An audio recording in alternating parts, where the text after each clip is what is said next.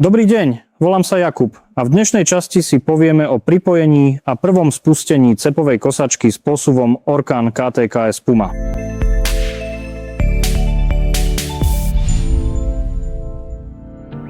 Bez ohľadu na spôsob dodania bude kosačka úplne kompletná a pripravená na prácu.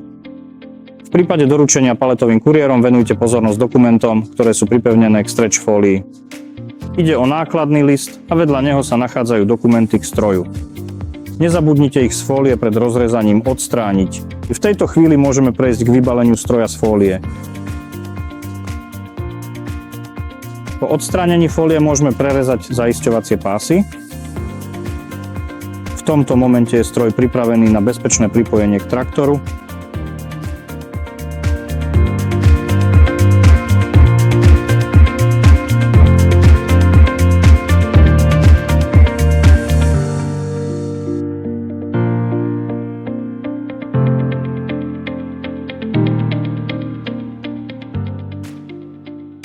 Spodný záväz stroja bol vybavený čapmi kategórie 1 a 2. Stroj má dve možnosti pripojenia horného ťahla.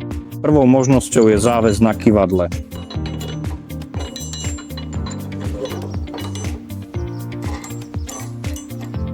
Druhou možnosťou je montáž stroja bez použitia kyvadla. Je potrebné demontovať čap, ktorý blokuje kyvadlo. V takejto situácii je možné namontovať stroj napevno. Nastavenie výšky kosenia sa vykonáva manipuláciou s výškou kopírovacieho valca a poistného plazu. Treba pamätať na to, že správne nastavený stroj spočíva na kopírovacom valci. Plaz plní len poistnú funkciu. Po úvodnom nastavení výšky na kopírovacom valci a opornom plaze môžeme prejsť k presnejšiemu nastaveniu výšky kosenia manipuláciou s dĺžkou stredového ťahla. Jeho predĺžením bude stroj kosiť vyššie, zatiaľ čo jeho skrátením bude stroj automaticky kosiť o niečo nižšie. Netreba zabúdať ani na správne nastavenie výšky spodných ramien. Spodné ramená majú byť nastavené tak vysoko, aby sa kyvadlo opieralo o spodný čap. Venujte pozornosť aj správnemu nastaveniu pracovného uhla stroja.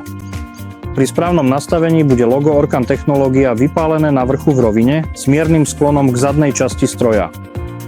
Je neprípustné nastaviť stroj tak, aby sa toto logo nakláňalo dopredu. V takejto situácii bude stroj zachytávať o zem. V tomto modeli boli kritické mazacie body vyvedené na teleso stroja. Prvá maznica sa nachádza na tomto mieste. Slúži na mazanie hlavného hriadela. Druhá maznica sa nachádza na tomto mieste. Slúži na mazanie kopírovacieho valca. Samozrejme, identické maznice sa nachádzajú aj symetricky na druhej strane kosačky. Treba tiež pamätať na pravidelné mazanie teleskopu, kĺbového hriadela a jeho krížov. Pracovné hriadele strojov Orkan sú vyvažované dynamicky aj staticky, čo zaručuje vysokú kultúru práce, stabilitu a chod bez vibrácií. Na mohutnom rotore s priemerom 160 mm je štandardne osadené kladivo s hmotnosťou 1,2 kg. Toto kladivo je osadené v špirálovom systéme.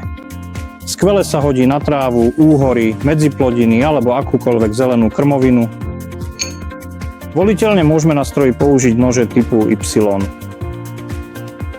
Výhodou nožov je, že kosia o niečo ľahšie a o niečo krajšie.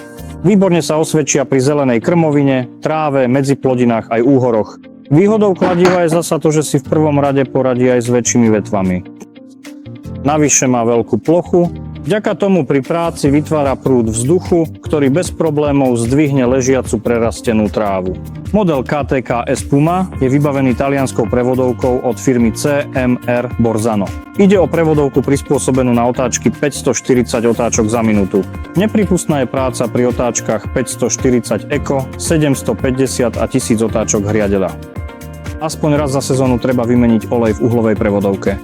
Stav oleja v prevodovke môžeme skontrolovať odskrutkovaním krytu. Na tomto mieste je imbus, po ktorého úroveň má siahať olej. Kosačka je vybavená hydraulickým posuvom. Na jeho ovládanie potrebujeme jeden dvojčinný hydraulický okruh traktora.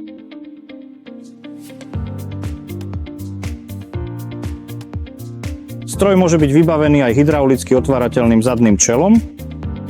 Model KTKS Puma je vybavený dvoma podpernými nohami. Pred začatím práce ich treba zdvihnúť.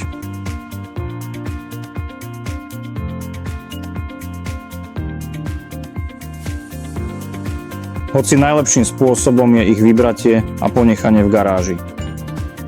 Prípadne sa dá noha aj otočiť.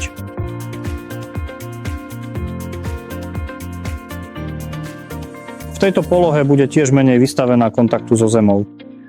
Po približne 3 hodinách práce treba skontrolovať napnutie remeňov.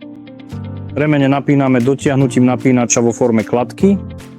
Nezabudnite tiež na pravidelnú kontrolu napnutia remeňov. Správne napnutý remeň sa pri pôsobení sily približne 10 kg prehne o asi 5 mm. Stroj je vybavený 5 hnacími remeňmi. Sú to ozubené remene 17 a ventilátor vyfukujúci teplý vzduch.